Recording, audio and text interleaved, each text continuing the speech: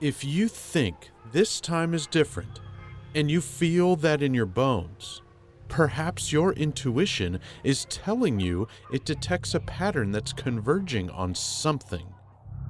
The first hint that things are converging is this. Your eyes, they only see the surface, and it is law and order. Your intuition, it knows better, so it looks through. When it does, it sees this. It knows that what your eyes call the police is just a rebranded, reskinned brutality machine that was born from slavery, for slavery, and with one purpose: to terrorize black people into submission for money. You see, your intuition, it remembers a time when we couldn't handle the end of slavery, so we deputized slave patrols as officers of the peace to arrest and imprison black people for things white people would never get arrested for. We then leased them out to our sugar plantations for cheap. I want you to focus on the following words with me because this is what our collective intuition knows. The arrest of black and brown people for things white people would never get arrested for is still a very profitable business in 2020 because private prisons have occupancy quotas to ensure their profits. If our government doesn't lock up enough of its own people, it pays low crime penalties to private prisons. The second hint that things are converging is embedded within numbers. Your eyes look around and see black people being 10 times poorer than white people, and your mind invents narratives to explain it away. But your intuition knows better. It doesn't need new storylines because it remembers a time not so long ago when black people owned more than 14 million acres of land. It also remembers what we did when we couldn't handle that. We did what we did to countless black people, like Elmore Bowling. We formed a mob. We confronted him. And we murdered him in broad daylight. We then took his land as the police looked the other way. I want you to focus on the following words with me because this is what our collective intuition knows. Between 1910 and 1997, whites stole 90% of lands owned by black farmers. There are 42 million black people in this country today. Our collective intuition knows that if you take the amount of land that was stolen and divide it by this population, every single black body, every man, every woman, and every baby would have more land than what the average home in America sits on right now. There would be no property-less black person in the whole country. While we were stealing farmlands from black people, our collective intuition remembers how they still found ways to build successful towns with their own doctors and banks. It also remembers what we did when we couldn't handle that. We burnt them down, not just Tulsa. In Oklahoma alone, we burnt 10 of these towns. We even had our police help with the burnings and then arrest the black victims instead of the white perpetrators. When those we didn't arrest fled to safety, do you remember what we did when we couldn't handle having them within our midst? The answer is our final hint that things are converging. We pushed them into ghettos by using federal laws that gave subsidies to builders only if they denied new homes to black people. Yes, we hemmed them in with lines drawn in red to mark where they were allowed to live as recently as 1968. Our collective intuition remembers how, despite that, many of them still prospered and became homeowners within the ghettos. It also remembers what we did when we could not handle that. For black homes that became valuable, we sent in the white tax assessors to simply declare their properties to be tax delinquent. We followed up with the police to evict them and then auction their homes off to white people for pennies on the dollar. Please focus on the following words with me because this is what our collective intuition knows. In 2020, researchers at the University of Chicago found that over 90% of counties nationwide are still using racist tax assessments to systematically steal property from Black and brown families. Look at this map. Everywhere you see red is where this is happening. But our collective intuition knows that there is more.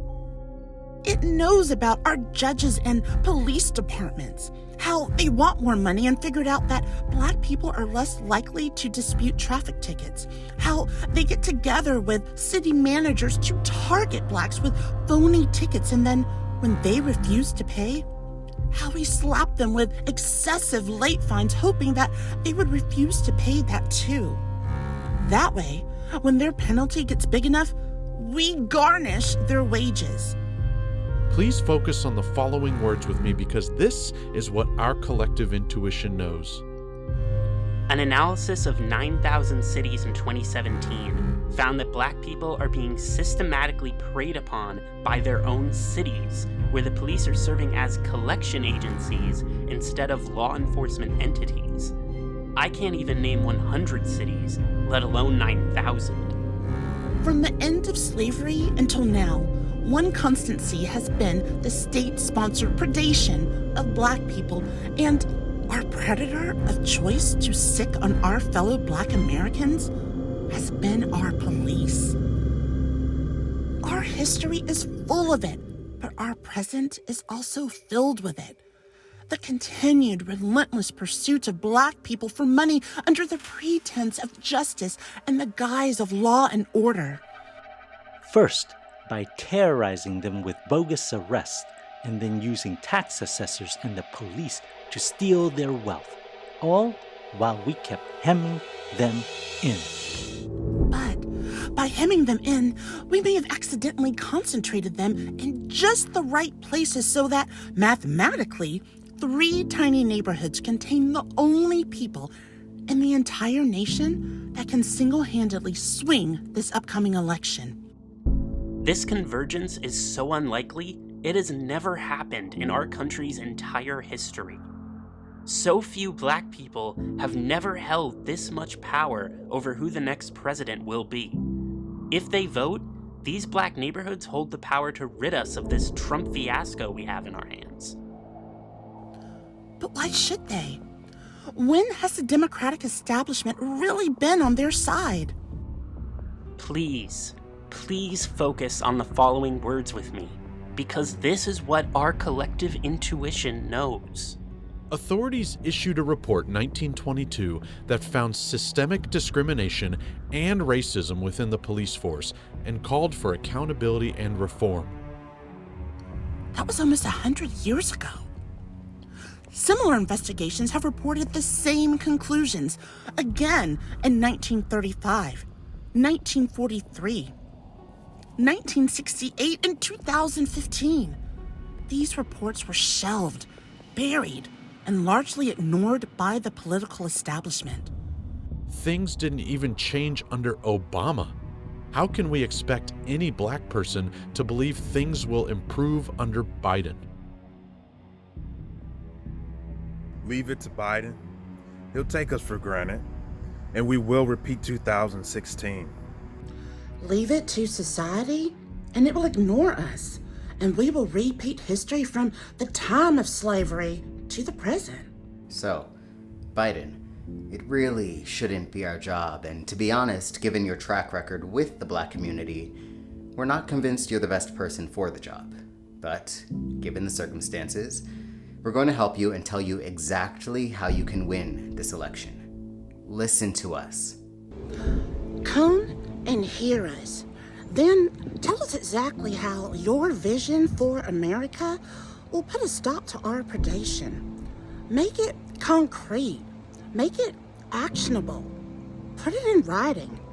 Do that, and then we will pledge to vote for you en masse, and we will get you the presidency. For the rest of you watching, here is our plan. We have located the people necessary to make Biden president by flipping Michigan, Wisconsin, and Pennsylvania. They live in the 3 tiny black neighborhoods we alluded to earlier. If this community votes, If this community votes, If this community votes, Trump has no real chance of winning. The math about why this community is the only one that has veto power over Trump is in the link below. the link also explains why this mathematical convergence is highly unlikely. is highly unlikely to happen again. It's highly unlikely to ever happen again. If you work through the math, you will know that the feeling in your bones about things being different comes from math. Comes from math.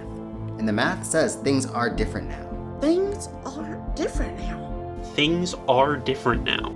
If we don't listen to our collective intuition and act, Math tells us we will not get a second shot. we may never get a second shot. We will not get a second shot. poetic justice has just handed this small group of people the power to lift You, Me. Me, Me. and most importantly, and most importantly, And most importantly, every Black American in this country. every single Black American in this country. donate to make it happen.